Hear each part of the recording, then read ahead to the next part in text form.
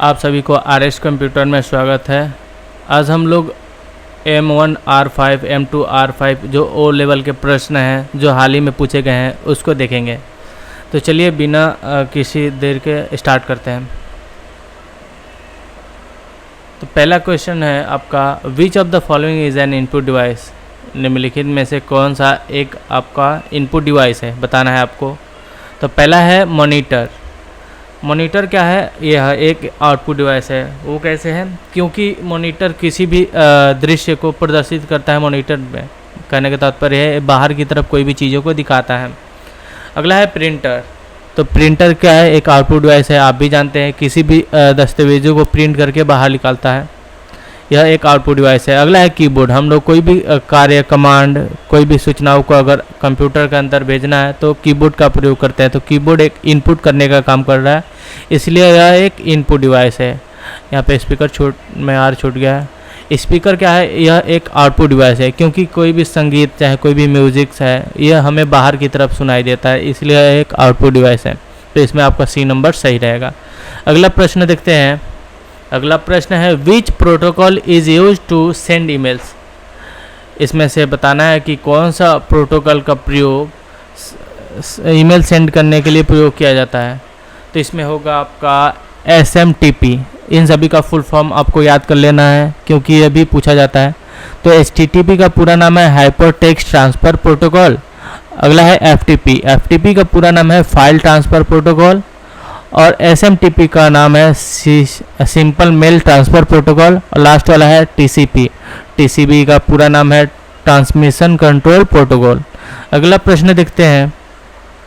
अगला प्रश्न है, what does RAM stand for. RAM का पूर्ण रूप बताना है यहाँ पे। तो रैम का आप भी जानते हैं, रैम का होता है रैंडम एक्सेस मेमोरी। तो ये आपका B नंबर सही है। अगला प्रश्न देख लेते हैं। अगला प्रश्न में पूछा है कि which of the following is an not an operating system. इन निम्नलिखित में से बताना है कि कौन सा आपका एक ऑपरेटिंग सिस्टम नहीं है। तो विंडोज़ एक ऑपरेटिंग सिस्टम है, लिनक्स भी एक ऑपरेटिंग सिस्टम है, लेकिन ओरेकल नहीं है, लेकिन मैक OS ऑपरेटिंग सिस्टम है। तो इसका आंसर होगा ओरेकल। ओरेकल एक रिलेशनल डेटाबेस मैनेजमेंट सिस्टम में प्रयोग किए जाने वाला चीज़ें हैं। अगला देखते हैं, विच of the following is a primary की इन ए डेटाबेस। आप अगर MS एक्सेस या बेस पढ़े होंगे लिब्रे ऑफिस का, तो उसमें पूछ रहा है कि जो प्राइमरी की होता है वो निम्नलिखित से क्या हो। तो पहला ही आपका सही है, एक यूनिक आइडेंटिफायर है रिकॉर्ड के लिए। तो ये सही है। नेक्स्ट क्वेश्चन पे बढ़ते हैं। अगला प्रश्न है, what does HTML stand for. तो HTML का पूर्ण रूप यहाँ पे बताना है। तो HTML का पूर्ण रूप क्या है? तो HTML का पूर्ण रूप होता है हाइपर टेक्स्ट मार्कअप लैंग्वेज। तो इसमें A सही है। नेक्स्ट प्रश्न बढ़ते हैं। अगला है, which tag is use to create a hyperlink in HTML। लेकिन निम्नलिखित में से किस टैग का प्रयोग हाइपरलिंक HTML में हाइपरलिंक क्रिएट करने के लिए प्रयोग किया जाता है। तो इसमें होगा A। नेक्स्ट है, what is the purpose of CSS। CSS का पर्पज़ क्या है? तो इसका पर्पस है to style and layout web pages. Web pages को स्टाइल देना और लेआउट करना, ये सब।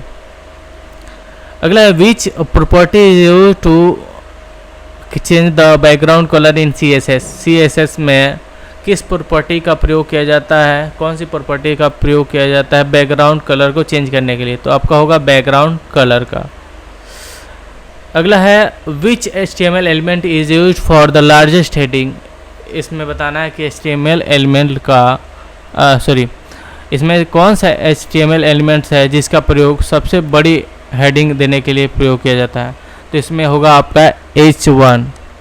ऐसे ही प्रश्नों के लिए हमारे चैनल को सब्सक्राइब कीजिए और वीडियो को लाइक कीजिए। बहुत बहुत धन्यवाद।